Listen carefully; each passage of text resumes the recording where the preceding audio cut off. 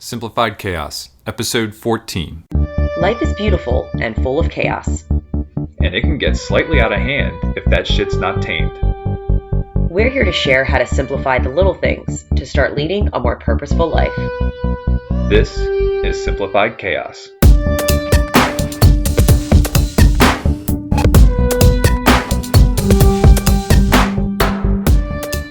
Hey, wonderful friends. Welcome to Simplified Chaos. I am Jillian, one of your hosts, and I'm with my husband, Nicholas. What's going on, folks? And our daughter is in bed, asleep. Pretty early. It's only like 7 o'clock, and she decided to pass out, and we didn't even put her in her pajamas yet. So it's kind of funny that she's sleeping in her overalls right now. I thought we were going to do this a little bit later tonight, but the opportunity arose, and we were able to do it a little bit earlier. And this is going to kind of be our normal schedule now, is we have to do it when she goes to bed. Otherwise, we're not going to be able to do it. Yeah, if any of you have been listening to our earlier episodes, in the beginning, Lucille was definitely with us. She would breastfeed and fall asleep and be kind of chill and silent. And now she is just up a lot and wanting to play and explore. And it's just a season of life we're in. So we're like, we got to wait till she goes to sleep because it's just not going to happen when she's in here. Not at all. But yeah. No, we're back. We're doing a full episode this week after our little short break last week. That'll kind of tie into our topic today. Yeah, it was much needed. Absolutely. So what are we diving into?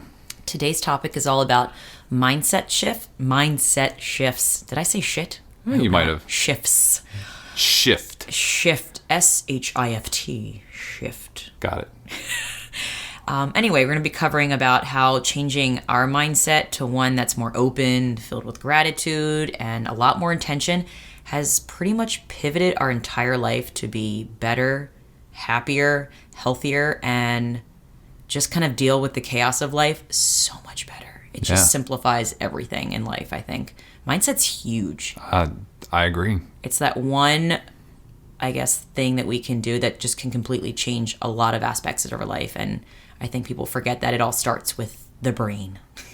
The brain is a tricky thing. It's pretty miraculous. It messes with a lot of people too, but hey, there's resiliency involved, and we'll talk a little bit about that as well. Hard work, for sure. Yeah. But before we get into our topic for today, as always, we're going to start with a little gratitude today. That sounds good. Yeah. You want me to start? Yeah, go ahead. Okay. Do it. Today, I'm grateful for my hip flexor strain. Okay. I did not see that one coming. And how are you going to spin that into a positive? So for those who have no idea what I'm talking about, this week I strained pretty badly my hip flexor to the point where I was crying. I was in pain so much, and Nick had to run to 7-Eleven to get me painkillers because I could not get comfortable. It was just agonizing. He thought I was giving birth in our bedroom, pretty much. Yeah. Anyway, I didn't go to school Friday. I've just been resting a lot, and it sucks that I have to rest and lay down a lot, but it's really forcing me to slow down. And I know with having a baby. It's hard for you to slow down. It is. And I know the importance of movement, and I feel like I try to squeeze in movement as much as I can when I can. And today I was really appreciating the fact that it forced me to slow down because I was outside on the porch with Lucille while you were going through the garage, organizing it. And yeah, I wouldn't say organizing it. Moving things around. Moving things around and getting rid of stuff in preparation to get rid of more stuff. But yeah, because I was forced, I can't walk around a lot, and because I was forced to just sit, I was sitting outside with Lucille, and she was just playing with this little simple blade of grass that just occupies her time. I mean, that's where kids' toys are just, why are they even out there? We don't need them. Don't need kids' toys. But anyway, I normally probably would have took her on a stroller ride and been zooming all over the neighborhood, trying to get some movement in. But because I was forced to sit down and just be, I got to watch the neighborhood kids play. They're still out there right now. All types of games. And it It's so refreshing to see kids outside playing games. Yeah. Like they're playing capture the flag. They were playing some kind of crazy. Yeah, they're playing shit I haven't even heard Right. of. I need to go ask them some more questions because they were playing a game that was like tag but involved zombies and somebody had to be a doctor, and I'm like, hold up, like this game looks really cool. I kind of want to know the rules so I can play it and then teach my second graders how to play it. But it was so awesome just sitting and watching that. And then we got to talk to our neighbor who was out, and that would have never happened unless I was forced to just sit on my porch and just hang with Lucille. Yeah. Man, those kids have been out since at least 2:30 today, because that's when we came back from where we were earlier. But and they're still at it, and it's 7:30 now. That's awesome, by the way. Get out there and move. Just get outside, period. Yeah. And so that is why I'm grateful for this struggle. And it's funny how because of my mindset shift, I can find what the silver lining is or the lesson to be learned out of anything that seems like a problem or a struggle. It may take longer than other times, but today it hit me today. Like, this is fucking rad that I'm forced to sit and just be and watch the kids play. Like, it sounds cheesy, but it's really freaking cool. That's awesome. Way to take a painful experience and turn it into a positive, because I know this hasn't been easy for you. And yeah, it was. I did feel like the other day when you woke up at 1 o'clock in the morning. Yes, it was 1 o'clock in the morning, people. That you know, it reminded me of when you were delivering Lucille with no meds, and that was like the worst thing to watch because you see somebody you love just in complete agony. And I knew that you were at a point where you needed something. So yeah, I'm glad you're feeling better and you're taking this and turning this into a positive learning experience. I mean, why complain about something? It's just, to me, it's like a waste of energy. Yeah. So, I'm also grateful for you, honey, for running out in the middle of the night to buy painkillers for me. Can I just put that in there? You're a freaking superhero. So hey, it was like waking up and tending to Lucille, except I had to drive a car, which was fine. No, it took 10 minutes, so I'd do it again. You're awesome. So for me, let's shift gears. For me, I am grateful for YouTube. YouTube. Why is that? Because I'm going to do something in the next couple of weekends, and I'm going to build 2 raised garden beds out in the backyard so that we can start planting some vegetables and being a little bit more self-sufficient and knowing exactly where our food source is coming from. This is pretty exciting. And so YouTube has a ton of people who like to make videos about building raised gardens and different methods for planting raised gardens. And I've gained a lot of knowledge. I feel confident that I'm going to build a nice raised garden bed and that we're going to have some fresh vegetables later on this year. I hope I don't suck at gardening, but I'm really excited about this. We just got to plant it and water it, and we're good. And talk to the plants and give them love. I mean, you can do that. You got to talk to living things and show them some love, and that's what helps them grow. Yeah. So, you know, I'm really excited. I like doing these kinds of projects. I've got a ton of projects that I want to do this summer, and YouTube is going to be my source for some of them. But yeah, no, I like YouTube. If you think about it, YouTube, I feel like could replace colleges. I know that sounds silly.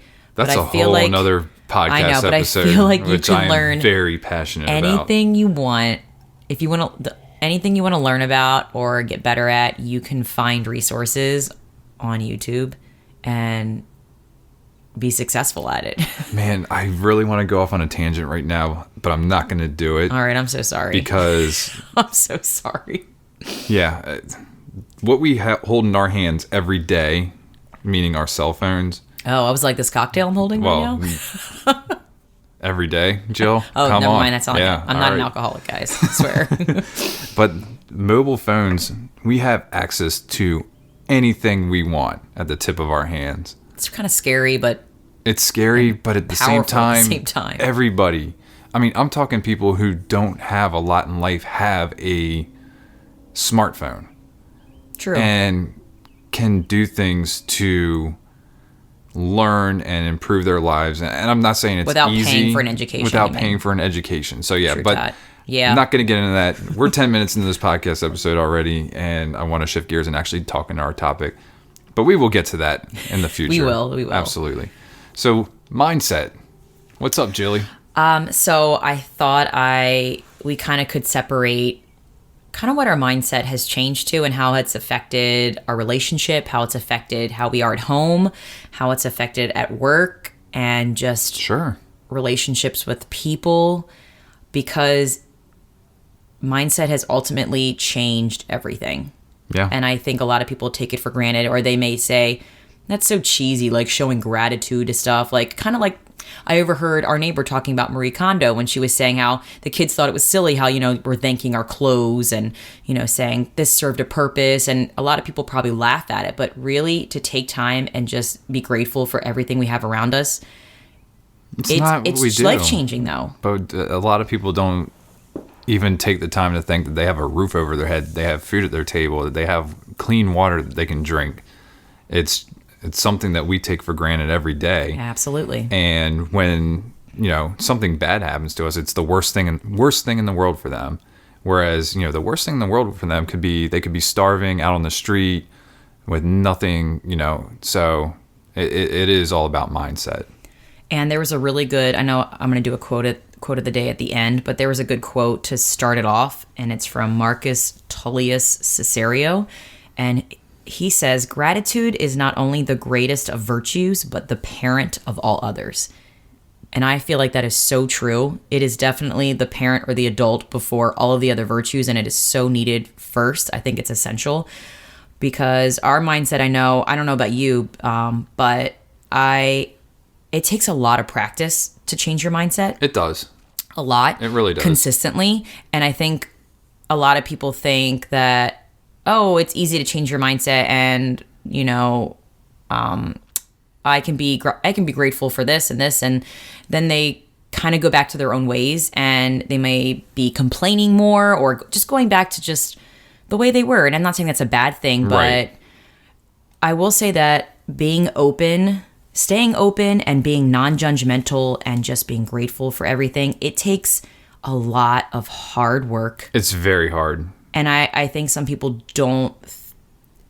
they think it's easy being positive all the time or just trying to find the silver lining in things. And they're like, oh, that person's happy all the time. But it takes really hard. Like, I feel like it's harder to be positive and to see the good in things versus to complain and see the negative. Like, I try to tell my kids that at school that it's really easy to be mean. It's really easy to judge. It's really easy to say negative things. It's really hard to stop yourself and try to change that thinking and to something more positive. And I think a lot of people maybe stop trying to be positive because they realize it is hard work, and maybe they don't know that you have to practice it every day. You have to have something in your life that reminds you to be this way every day. Well, and I think a lot of it is there's just so much negativity these days, and we see it in our workplaces, we see it in our homes, we see it on TV. Yes. I mean, the news is basically just a big dump of negative energy. It's like somebody was shot, news. Somebody, overdosed, somebody, committed arson. Our president did this, our president did this, that, and it's just like all of it is just there's nothing positive anymore. You have people complaining, and it just rubs off on everybody else. This is why I don't watch the news. Why put that negative crap in my brain? Yeah. Like, I don't need it. Yeah, and I do think it's important to know what's going on within your community, within your country, and everything like that. But I mean, just nobody is reporting anything good, and when they do, it's kind of sprinkled in towards the end. I wouldn't even know because I don't really watch the news anymore. Yeah. But anytime I hear something, affecting it's bad. the way that we, with our mindsets. And our conversations. And our like, conversations. You go into work and people want to talk about something to complain about. And it's sad that that's how we're programmed. And it's usually another coworker who may be like the sweetest person, but, they did something or they looked at them the wrong way. And now it's time to just completely unload. I mean, it's, yeah. No, we've got to stop thinking about all the negative things and just like with your hip flexor, try to find the good in things, but we're so quick to find the bad in things because we have these preconceived notions about the way things should be, and we really feel like we really just don't listen to other people anymore and try to relate to how they either feel or the reason why they think that way. And because we already have these preconceived notions or these biases, and whatever anybody else says is wrong. Yeah. But I really would like to challenge people to just, think openly, and, you may not agree with that other person, but at least try to understand where they're coming from so that you can maybe see why they're thinking that way. But that's kind of where I'm going with that. But yeah, I think it's important to just slow down our reaction. I think it's easy to quickly react to adults, to kids. It's very easy to quickly judge. And I think just, kind of like we've changed the way we live, just slowing it down.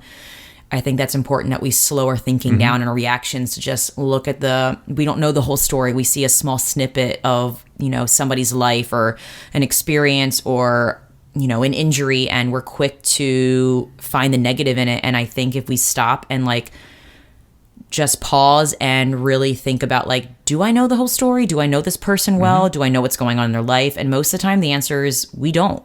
It's funny that you bring that up. It reminds me, I have a really difficult time with driving and with just people doing things on the road. And I tend to curse or whatever at somebody, and you're always like, you don't need to do that. You don't know what's going on in this person's life.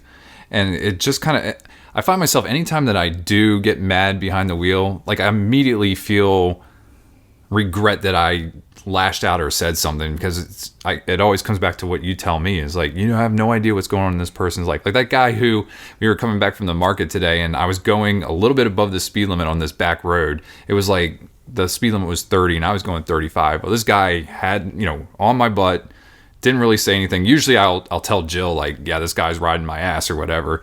Didn't say anything. And then the next thing you know, this guy on, there's this double yellow, just had to get around me and, took off. But you know what? I was like, yeah, whatever. I'm starting to come around. I know you're trying, and that's why I try not to say you shouldn't do that. Why do you have to be so raging on the road? But I know you did drive to DC, and I know driving to DC is probably completely changed your mindset. Holy cow! I'm glad I didn't have to do that. But I just like to just say things that maybe make you think a different way, because our brain could say, "Oh, this is what happened, and this is what I think," but really, we really don't know what's going on with other people, right? But anyway, so that's what I want to talk about, how it's reflected at the home and me and at work. And I think it's best to start at home. Yeah. So changing my mindset from just being grateful for everything that we have, and one with more intention, has completely helped us save money. It's helped me realize that we have enough. We don't need to buy the next best thing. Right. It's helped me to stop buying mindlessly when I go to Target, and it's helped me even just go shopping. I would go shopping and just pick up things randomly, like decorations, and say, oh, we should have this, because that's what I was programmed to think, that's what people do. People are constantly buying decorations and re-upping their home. And it even kind of stopped me wanting to renovate everything in our home. Because when you're on social media, it's always that's cool. Why don't we have that? I'm always comparing and saying, I want that, I want that. And I even had a blog post because I have stopped wanting my dream kitchen. I was getting ready to bring that up because, we have renovated a couple of things in the house here, done a couple of additions. Well, not additions, but, replaced the deck with a patio. These were all things that needed, though. They did need to be done. But yeah, the one thing we've always talked about was the kitchen. And we've replaced all the appliances in the kitchen, but no, not the stove. But I was going to say, we haven't done the stove, and I waned to replace it, but we don't need to. Plus. And we finally, it was right when we were in that mind shift, that we don't need to do all this stuff. We were paying 2 cars, we were paying for HVAC. It was why are we going to add this on top of something else that we were paying for? We've been able to do some creative things around the house where we have our kitchen, and then where our traditional dining room should be is We just kind of our swapped rooms. big ass butler's pantry is basically what we're calling it. We brew our coffee in there. We have additional plates and everything like that. It's where the dogs eat. But it's a room that we weren't using and we found a purpose for. And we're in there every day now because we've made those changes to the house. And I think it's easy to say, like, we need to change this, we need to do this. But when you think about things and you say, I don't want to spend money, you find creative ways to repurpose things that you already have. And that's when the creative juice is flowing, when you don't go out there and buy, just anything you want. It's like, let's think of what we have and how we can reuse what we have or change things around to make it work for us. And I think we've done a pretty good job of doing that. Right. But yeah, so I like just looking back at our kitchen, something that reminds me, this is the hard work. This is the part where we need constant reminders. It's very easy to go on Instagram and see these beautiful kitchens and think, I want this kitchen. Oh, these open shelves are amazing. Oh, I want my kitchen to look like this. I want white countertops. I want a farmhouse sink. But I made a sign in our kitchen that forces me or almost reminds me every day to stop that type of thinking. Yeah. And it's a sign that it says William Street Kitchen. And the reason I made this sign is because my grandparents used to live in Baltimore City on William Street, and their kitchen was so tiny. It was very tiny. I remember going over there for Thanksgiving, and we had to do shifts because it was so tiny. You'd have four people at the table. When those 4 people were done, the next shift went in. When those 4 people were done, the next shift went in. Yep. But we made it work, and it was awesome. It was cozy, but yeah, no, it was. And they didn't have the latest, greatest. They didn't have, the beautiful granite countertops and the beautiful open shelves. They just had what they needed, and we had the best times in those kitchen. Like, I learned how to bake a pie with my grandmother. I learned how she prepared the turkey and made stuffing. And thinking about all the great, oh my God, I'm going to start crying. I will say that the food line from the Willys that's been passed down, or the Pennells that's been passed down, we're now reaping the benefits because, we got a lot of things that you guys made, like the crab cakes that you guys make are just phenomenal. So just thinking of all the experiences that we had in that kitchen, and not once when I was a kid growing up, not once when I stepped in that kitchen was I ever thinking, wow, my grandmother's kitchen is like horrible. Like she could really do this. She could really renovate that. It was always, I was so happy to be in there, no matter how small it was. It's because of the people and the experiences you have. It has nothing to do with the latest, greatest appliances or what you have or the brand name. And seeing that sign every day and going in my kitchen, it reminds me that we have enough and I don't need to constantly change the stuff in our life to be happy. It's the people and the experiences and how you make it and what you make it. And that is my constant reminder every day. I want to compare and buy something and do something. And so far it's worked like a charm. And it's funny, like a lot of what you're saying just kind of, I'm thinking of like multiple episodes that we've done talking about things that we've done, like decluttering, meal prepping, and everything that we've talked about thus far has always been about our mindset and where we're at. And us consciously, we're being more intentional with the things that we do. And, we've simplified our lives enough where we have more time for the people that we love and care about. We have time to take long walks. We don't have to be busy all the time. So our mind shift has really freed us, from the burdens of trying to do it all, trying to buy it all, and trying to keep up with everybody, and try to quote unquote, live the American dream. But I mean, I don't know what the American dream is anymore. Like for our grandparents and stuff like that, it was escaping, places where, they were held down. They came to this country and, were able to make something of themselves, but we've made something of ourselves and we've turned to consumerism now. And we are mindless consumerism. Yeah. It's almost like brainwashing now. Like you need this and with advertising, and it's like you have to like deprogram your brain or just take those things. Like I know cutting cable has helped us with seeing all those commercials and thinking you need this, and that's helped tremendously at just cutting cable. Like, but we still get it on Instagram, True. I'm on Facebook only because this is a way for us to promote the podcast, but I also Just run a reach new couple. listeners, yeah. I run a couple of business sites as well, so I need to be on there, and just the amount of advertising. But I've now am in the mindset to really just ignore that shit. Like, I don't look at any of the advertisings anymore. I don't look at anything that I'm like, oh my God, I need to be doing this. Like, I understand people go on vacations. We go on vacations. I don't get jealous of people who go on vacations anymore. Yeah, would it be nice to be in Key West or something like that? Sure, it would be great. But, we'll have our chance, and just like anything. So I just don't let that stuff affect me. And what Do you think that's hard though? Or do you think it's easy to I think it's stop very hard. yourself from thinking especially that you want that or need that? Maybe not people our age. I mean, I think people our age, and full disclosure, I'm 37. But like the younger generation that's coming up, and I work for a company that deals with, mental health. And these kids who are just growing up with knowing nothing but social media, seeing these advertisements, seeing their friends out having fun without them, it is so mentally challenging for them because they feel left out. They feel like they have to live up to a certain expectation, and if they don't have this certain item, that that they're a failure or whatever it is. Yeah. And so there's no wonder that there's a rise in mental health issues or mental health problems, however you want to word it, with the younger generation. And, that's part of the things that I worry about with, Lucille. Obviously she's 1 year old, and we have a long time to kind of figure that out. But do we? I mean, she already knows what a phone is and is intrigued by, pushing up and down and seeing the screen move.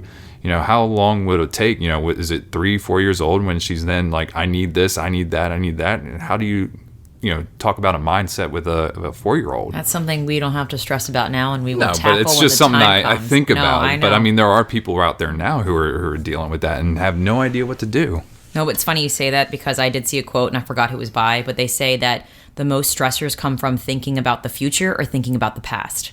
Yeah. And it just goes back to like, why aren't we happy with just being in the moment and not always wanting what's next and thinking about what's next? And it's really hard it's like we're wired to do what society is doing around us. And it's really hard to go against the grain. And I think that's why having gratitude and changing your mindset to appreciate what you have is so hard, because we are wired in this society with advertising and social media to want the next best thing and to upgrade.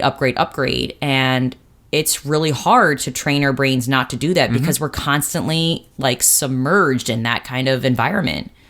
Well, yeah, and again, advertising's gotten so good that if they make it feel like if you don't have this product, you're missing out. You're the only person who doesn't have it. And that's where you really have to train your brain, like that you are enough. And that kind of goes to the topic of, so we talked about the home, just talking about myself.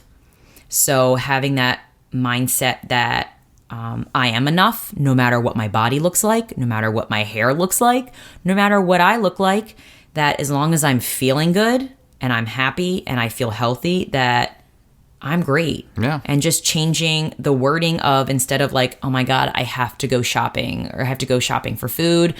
I have to go on a walk with Lucille and I don't feel like it, to I'm able to. Right. So instead of I have to, it's I'm able to do this. Like, I should be so grateful that I have 2 arms to carry Lucille. I should be so grateful that I can drive a car to go buy groceries. And we take so many things for granted that we do every day. And I think just changing my mindset has just helped me appreciate my body for all that it is and all that it can do, and versus what it can't do and what it doesn't look like. Yeah.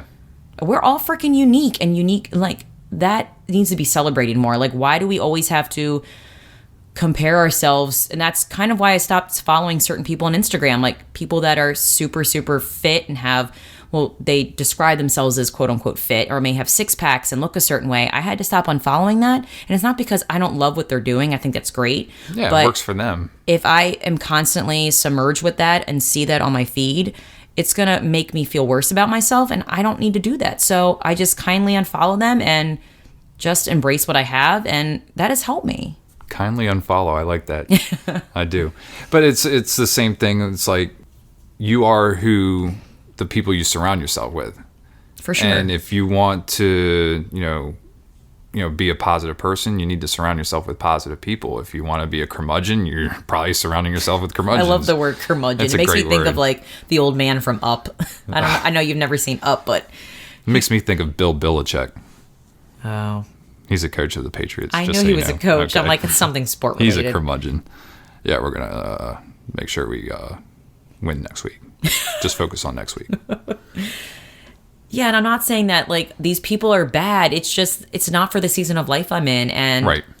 it's just Well, not. everybody It's has their not own what's right thing. for me, and Yeah. people need to do what's right for them and stop doing what they think they have to do. Right.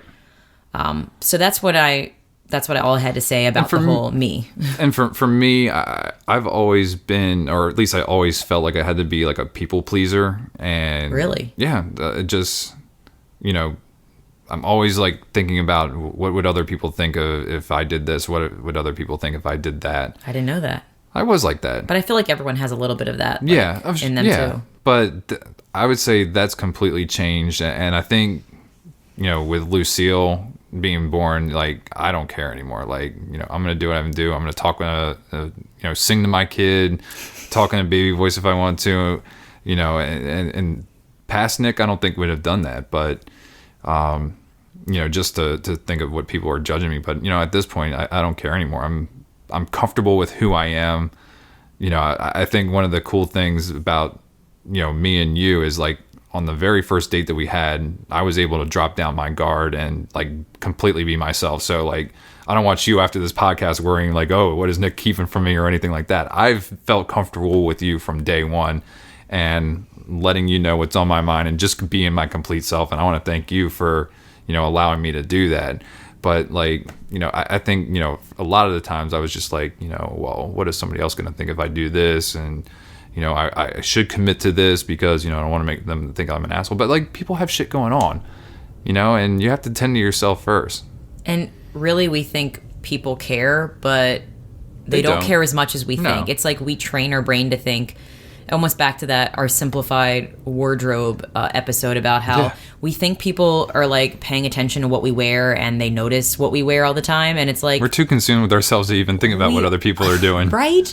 So it's like, I think that's another mind shift change. It's like once you are grateful for what you have and your body, and no matter where you are in life, once you appreciate your body for what you are, you gain confidence, and then you stop giving a shit what people think of you, which just helps It's even more parts. liberating. It's so freaking liberating. Yeah.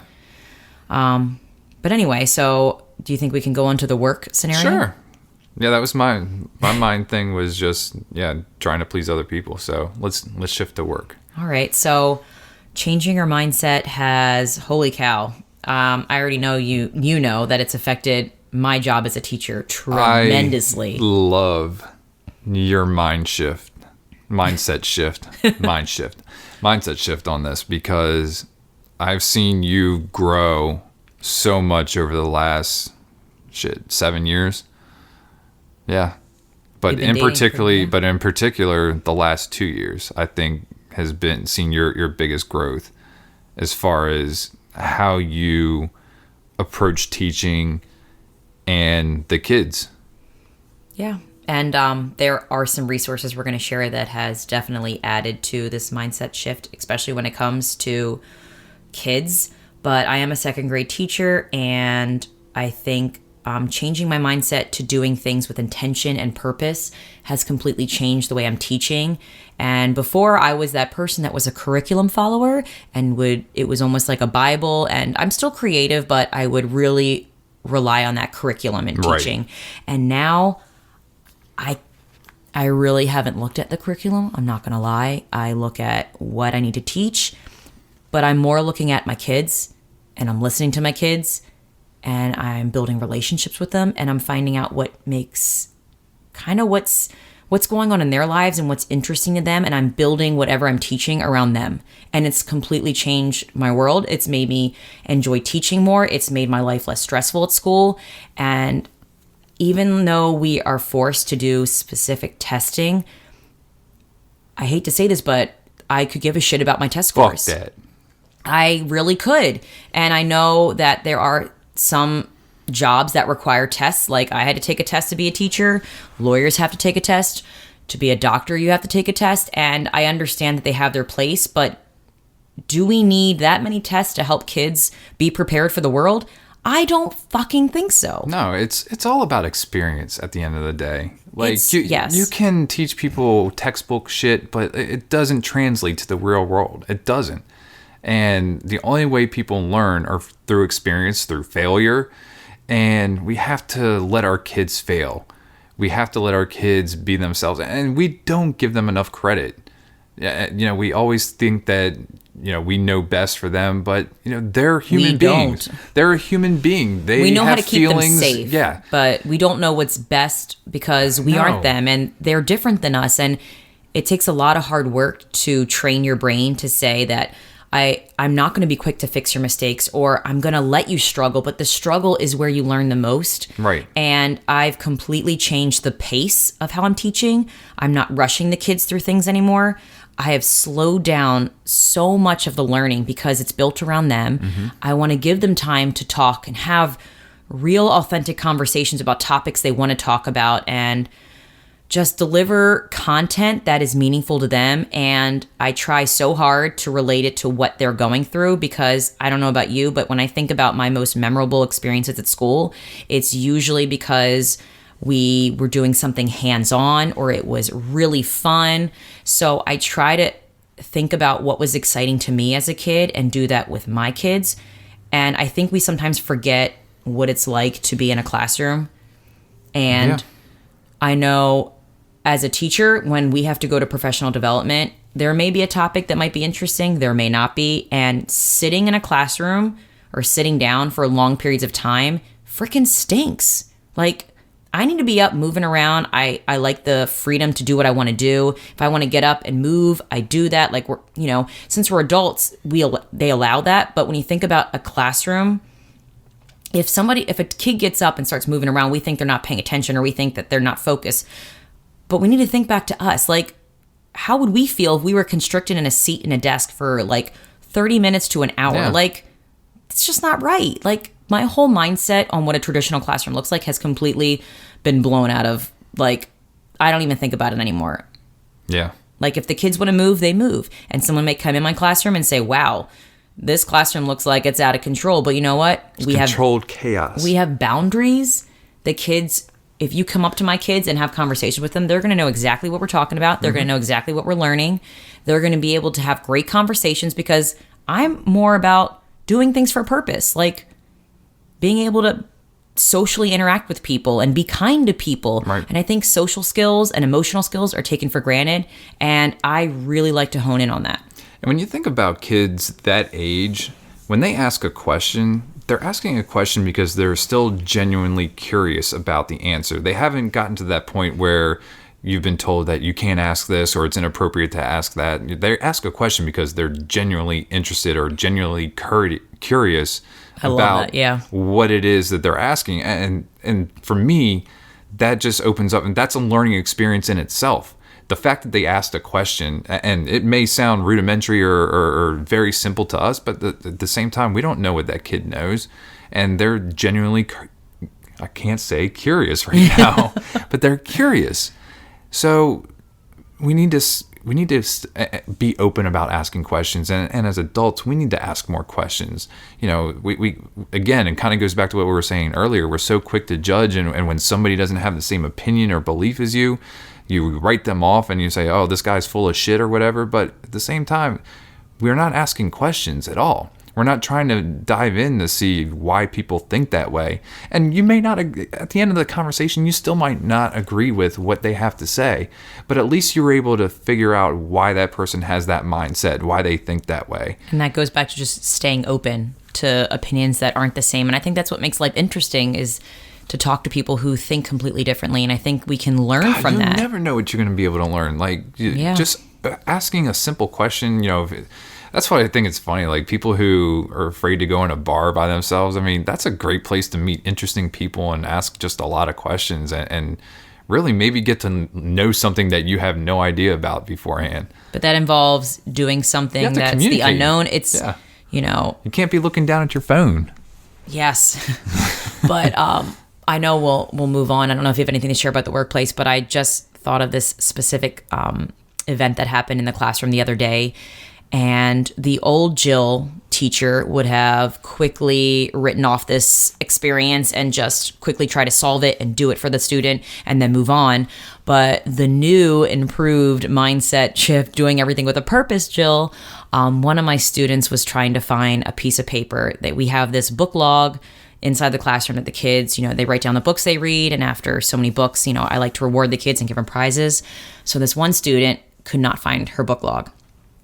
She's like tearing apart her desk. Things are flying on the floor everywhere. And the kids are just kind of looking at her. And the old me probably would have been like, go move your clip. Like, this is unacceptable. Like, you're making a mess in the classroom. You're treating your things wrong.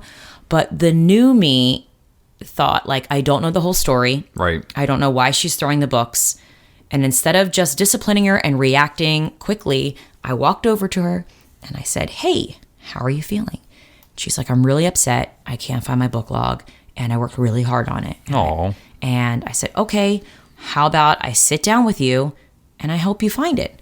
And she was like, all right. So as we're gently like picking up the things off the floor, and this student, if I were to told her to pick it up, I already know that she probably would have said no, because sometimes when she's so heated in certain situations, she doesn't want to listen. And I only know that because I've gotten to know her. Right. Whereas the old me maybe thinks I know them, but also the judgment when it came in, the assumptions would have came in and knows like she's defiant, she doesn't listen. But I know how she reacts. And when she feels certain ways, that's the way she reacts. But anyway, as we're going through things, I'm just talking about tips on how to stay organized. Like, hey, why don't we put it in this folder? So that way, you know where it is all the time. And why don't we take all these papers that were in your folder that should be at home, and instead of saying, you should have taken these home, like, why are they still in here? I said, why don't I get a big Ziploc bag and we put all of these papers in a big Ziploc bag. And that way you have plenty of room in your folder. Because I said, what happens when like there's too many papers in your folder? And she's like, oh, it's going to break. And I was like, exactly. So that was a lesson in itself. And these are life skills that we take for granted, like how to stay organized, how to calmly solve a problem. And instead of me reacting and being a quote unquote, disciplining teacher or controlling like what the typical teacher may or should be doing, I took the time to sit with her, have a conversation. She reorganized her desk. She felt so much happier and it made me feel better. And these are the experiences that I thought weren't important because I had to teach content. Right. But I'm realizing these are the best experiences that the kids are going to remember. Someone taking the time to help them solve problems that are really important to them. We think they're minor, but these are problems that are their world. Well, and it's also going to change where maybe this student will now take the time to help somebody else solve a problem because you took the time to help her solve a problem. That's the mystery of teaching. You put all this time and attention into teaching lessons and you hope that they carry them on, but really I have no idea. But it is a joy to see these kids come up to me and give me hugs as the years progress. And I can only hope that I instill some little speck of joy and gratitude into them. And I'm getting better each year. And thinking back to the old teacher, Jill, like, I can't say I'm regretful because I would have never learned the lessons I had unless I was that way, unless I was that teacher that had to do what every teacher I saw, like discipline hard, control, kids have to be seated in a desk. Like if I didn't go through that struggle, I would have never been the teacher I am today.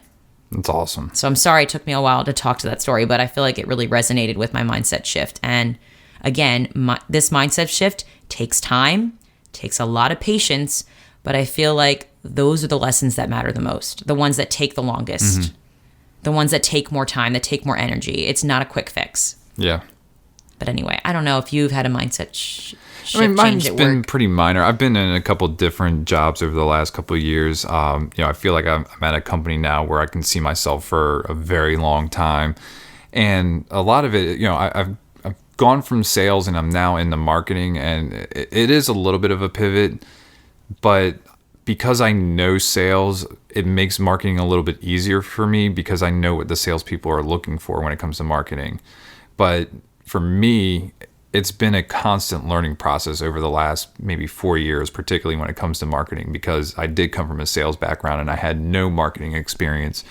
But now that I do have the experience, and I feel like where I'm at now, I'm able to speak more confidently about what it is that we need to do in order to, attract people to our website, or attract people and, generate leads and put them through the buyer's journey and provide content at any given point at the right context of the buyer's journey. So I'm more confident as far as being able to provide a suggestion and run with that. Even if I disagree with my boss, I'm like, well, I disagree with you. This is what I would do. And then, work out a compromise. But, the old me might have been like, okay, well, my boss, doesn't want to do that. So I'm just going to run with whatever he or she wants to do. But if I feel like I know what I'm doing is right, I'm stepping up and saying, this is the way I want to do it. And I think that... And it's working. And I know it's because also you take the time and effort to educate yourself about that topic. And I think educating yourself, taking the initiative to learn more is what helps build confidence in just feeling confident in yourself, but still being open to learning new things too. Yeah. So, I mean, that's been kind of my mind shift is because I've been learning over the last 4 years about marketing. At first it was, well, maybe I'm right, maybe I'm wrong, but now I'm much more confident in my abilities and what it is that we need to do in order to promote our business. Gotcha. And same thing with the podcast. I mean, it's translating to this as well as, how do we promote the business? And, this summer we have a goal of starting a website and a blog to supplement what we're doing here, which I know is going to add a little bit more to what we're doing. But, I think it adds value to our listeners and can possibly attract new listeners who could benefit from the topics that we're talking about. Because I know we have absolutely benefited from other podcasts, and definitely, if we can help keep that domino effect going and help contribute to somebody else's lives, like, I am so for that. And it's worth the time, it's worth the effort. Yeah. And we've been getting feedback, and that feedback, even if it's something small, is what kind of helps motivate us to keep going. So thank you guys. If any of you have written a review on iTunes or just, messaged us on Instagram, like, you are what makes us keep going. So we really appreciate that. And if you are getting any value out of any of these episodes, especially this one, please screenshot it and just put it out into the world, because we just want to, reach more people, and you we never can know help who you're one gonna help person. out. That's awesome. Exactly. How are we on time, honey? We're good. We're good? Yeah. Can we talk into one more category? Let's do it. Okay. So slipping into the category of kids. Slipping in. Or babies. Okay. We can go both ways, because I know I interact more with kids as a teacher. Yeah. But you interact more with the baby, Lucille. I do. So my mindset shift it's even changed since the first year of teaching. Like, I understand child development, but we constantly need those reminders, because there's constantly things going on in our life that fill up our brain, and there's things that are pushed towards the back part of our brain, Sure, or that exit our brain that we forget about. So I think it's really important to constantly keep reminding ourselves of how kids work, how they develop, because that makes us be better parents, better friends, better leaders, better co-travelers, whatever you want to call it, better teachers. And just knowing this has just helped me slow down. And it goes back to that thinking first before reacting. Yeah. And if we see something that Lucille's doing that may not be favorable to us, like crying or whining, or, what we may call, quote unquote, throwing a tantrum, or even at school, if I see a kid like the student I described throwing books, instead of automatically assuming, wow, this kid has problems. Oh, wow, this kid's needy. Like, taking that vocabulary out of our brains and thinking like, you know what? I have no idea what's going on in their brain. I have no idea what caused them to do this. This is only what I'm seeing with my eyes, but I have really no idea what is the root cause. Well, like adults, they're humans, and they react for what's going on in their lives. Yep. So we have to try to remind ourselves that they are an individual, they are a human being, and they're going to react and act differently based on what's going on in their lives. And you're not in their lives every second of the day. they have different experiences than you do as well. So sometimes you need to find the root of that cause, and don't say it's okay. It's okay. Like, ask questions. I mean, obviously we can't ask Lucille questions right now, No. but we can be there and tend to her. And, if she needs to be coddled a little bit, then maybe that's what she needs in order for her to feel better. Or maybe she needs to be on the boob for a few minutes and get some milk. We don't know what it is because she can't communicate with us, but we know that she's feeling something. And because she's a human, and we need to try to figure that out so just that we by can experimenting for babies at least. Like, let me see if she's hungry. Let me see if she needs to sleep. Let me change her diaper. And I think changing our thinking of just quick to react, and then thinking like, how can I find what's causing this? And then just educating ourselves on what developmental changes is she going through? Like, could this be a factor? Sure, and then just getting accepting it and going with it instead of fighting the chaos. Yeah. And it kind of goes back to just with kids in my classroom. Like, I feel like much like an illness, we're quick to find a medication that's going to like be a quick fix and just hide the symptoms and, solve the problem. But most likely that situation or illness is going to keep coming back and keep coming back. So I feel like finding the root cause of what's causing that, it takes a lot of time. It does. It takes a lot of experimenting. It takes a lot of our patience. But that is what's going to help in the long term, like live happier and healthier lives. And I feel like much like illness, it relates right back to kids and problems, even adults and problems. Instead of reacting and trying to just put a Band-Aid over the situation, which sometimes you may have to do, but really diving deep into figuring out like what's really causing this to happen. And it's really hard to do that. We fail to do that in a lot of aspects of our lives. And it's funny, like, I always think back to politics when you bring something up like that, but I'm not trying to get into politics on this podcast at all. But, like, again, we just never seem to, like you say, find the root cause. It's always trying to put a Band-Aid on it and hopefully it heals or medicate it one way or another and hopefully it goes away. But oftentimes that's not the case because it's not addressing the root cause. Mm-hmm. Excuse me. Yeah. But yeah. And also, I kind of blurbed a little bit about this on my Insta story the other day, but my mindset on how I treat kids and how I talk to kids has completely changed. I now try really hard, and it takes a lot of practice to communicate to kids just like I do with adults, to be authentic through and through. Now, I may not cuss with kids. That's the only thing I change with my vocabulary. Say but earmuffs. I think we always make assumptions that like they're not going to understand, they don't know any better, or they're not going to understand how to use this word. But these assumptions are so false. And the moment we actually like dive in deeper and we find out kids know a lot more than we think. Yep. But we just make assumptions and say, hey, I'm going to teach this, whether I know what they know or not. But anyway, so just talking to my students like I do with adults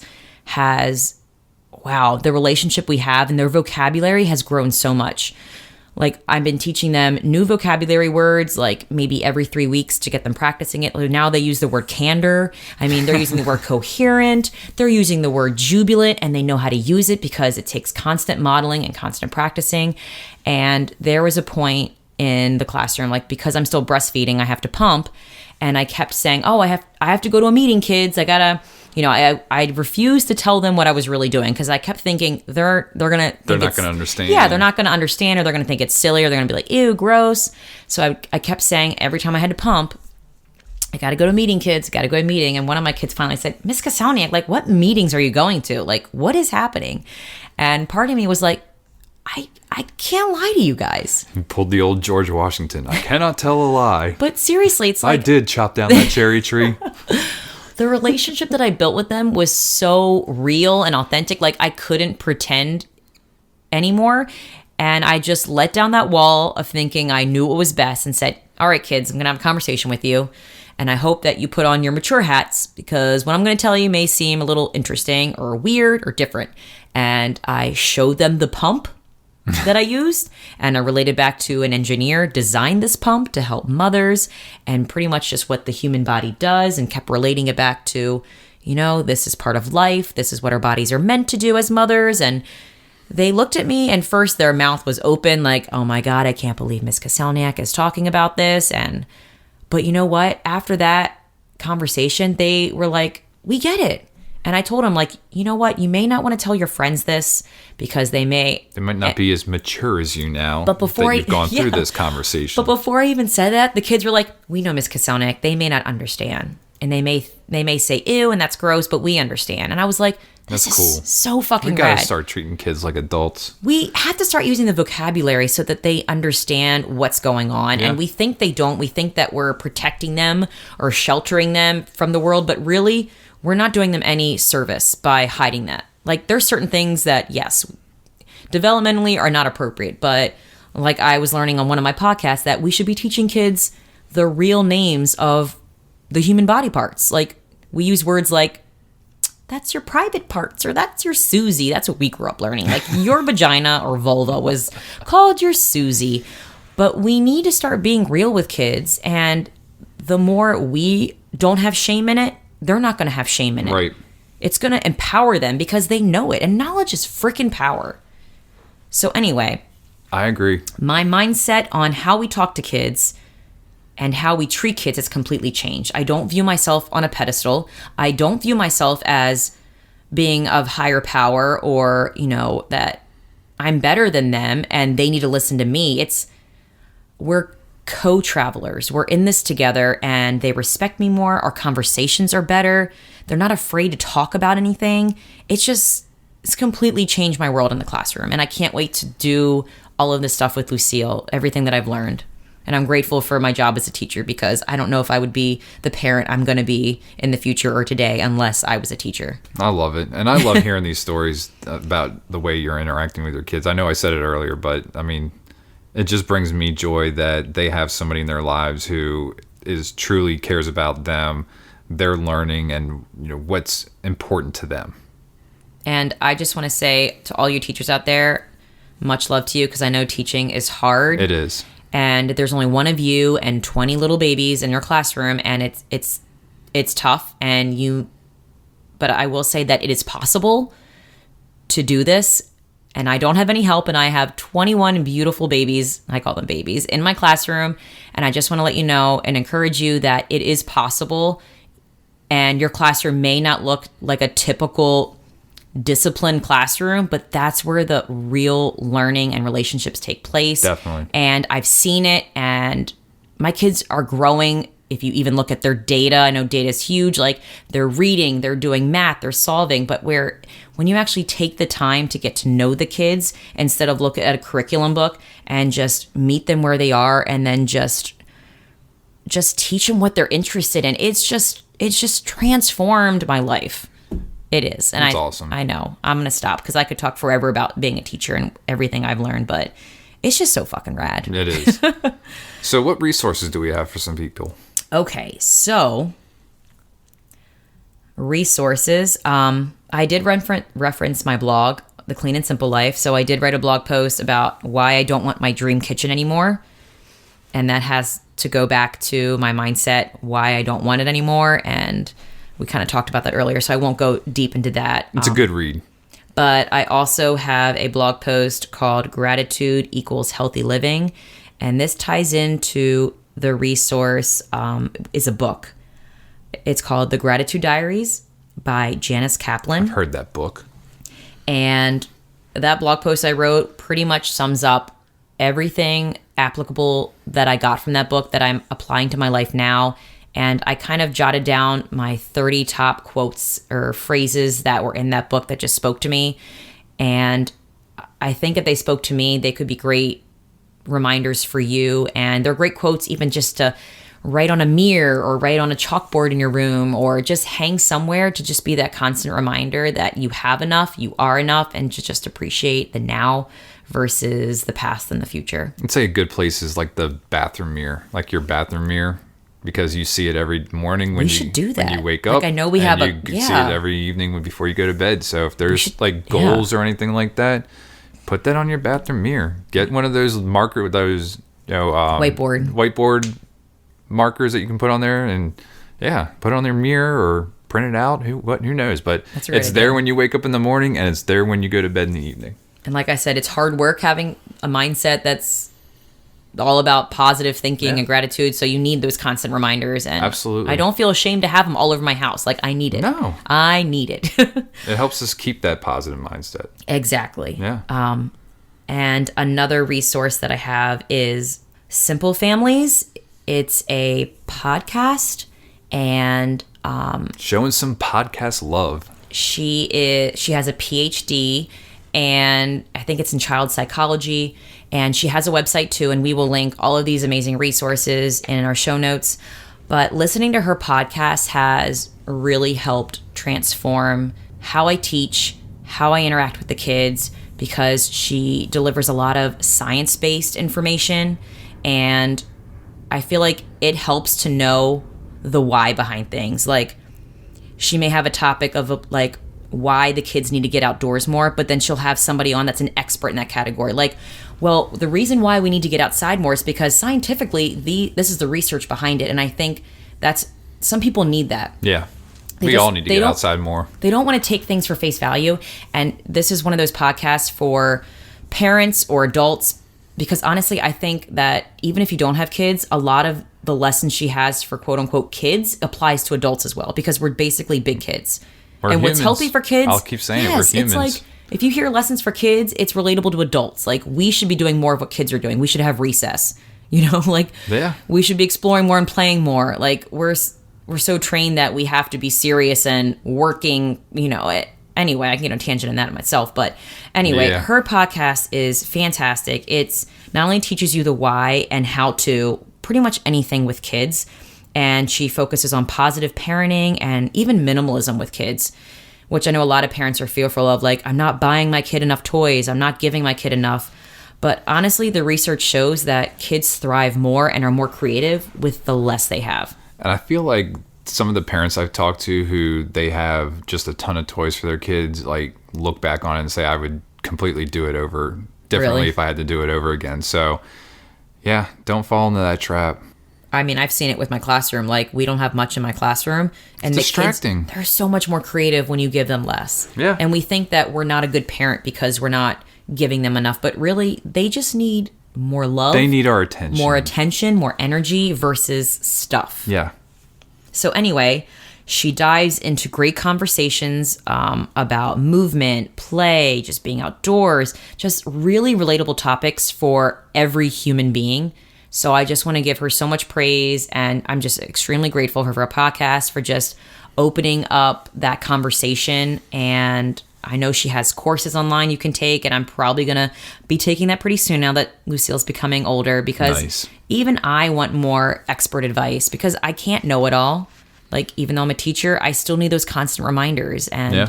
knowledge is power. So I'm very grateful for that resource of Simple Families. So thank you. Her name is Danae, I believe. So thank you so much, Danae. And that's Wonderful. That's for my resources. Let's do the quote of the day. Yay! The quote of the day is by Janice Kaplan, who is the author of the Gratitude Diaries. Nice. And her quote That is... seems appropriate. I thought so. I like to tie everything together in a nice bow and deliver it. You do a good job at that, by the way. Thank you. You did. Appreciate From that, the sir. very beginning to the very end of the episode, you tie it all together, I babe. feel like that's what a good comedian does. They always tie things back around, always which bring it back, which yeah. makes the jokes that much better when everything relates. I agree. But anyway, the quote of the day is, "If you trade expectations for appreciation, the world instantly changes." Sweet. I dig it. So if you take action from anything that you heard today, it's just to appreciate more. Look at what you have. Know that you're enough. Know that everything you have is enough. And that just completely will change your world. Be open. Stay open. And Don't be quick to judge. yes. And once you appreciate yourself more and just understand why you are the way you are, you just make less assumptions, and you just can have more empathy to understand that people are not like you, and they all have a story and they all have a history of what made them the way they are, and you can't change them. You can only change you. Exactly. We're all unique. Unique New York. Unique New York. Unique New York. Good Anchorman quote. Yes. Like that. I like Anchorman. It's a good movie. But anyways, I think that's it, right, Jilly? Yeah, I'm really heated. Like, I felt like this was You need really another cocktail to wind down. I don't know that. Well, that could wind down, but anyway, I'm just grateful we have this platform to talk about this, Yes. and this was a lot of fun. So thank you guys for hanging out with us today. We will see you next week. See you later. We want to thank everybody for listening today. Please be sure to subscribe and sign up to receive notifications so you know when the next episode is live. If you like today's episode and know someone who could benefit from the topic we covered, please share it with them. And if you have any suggestions for us or want to chime in on today's topic, you can email us at simplifiedchaospodcast@gmail.com, and that's chaos with a K, or send us a comment on Facebook, Twitter, or Instagram. Thanks again for listening, and we will see you